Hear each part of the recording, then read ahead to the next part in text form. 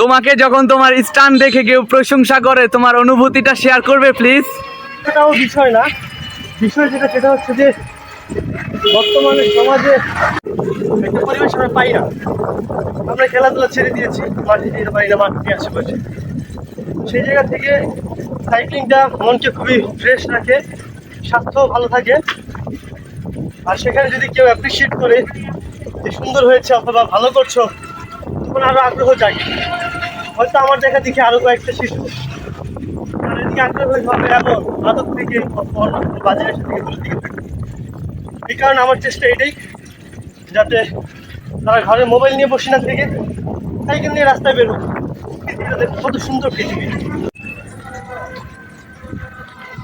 তো ইতিমধ্যে আমার বন্ধু শামস স্টানের ব্যাপারে কিছু কথা বললো, মানে সাইকেলিং এর ব্যাপারে কিছু কথা বললো। এটা সত্য যে যেই হারে ছোট ভাইয়েরা এলাকার যেভাবে মাদকের দিকে ছুটছে, পড়ালেখা নামমাফিক করছে কিন্তু সিরিয়াসনেস নেই। আমি মনে করি যে ফিজিক্যাল এক্সারসাইজ, সাইকেলিং, খেলাধুলা, পড়ালেখার পাশাপাশি বা যে যেই প্ল্যাটফর্মে কাজ করছে বা জব করছে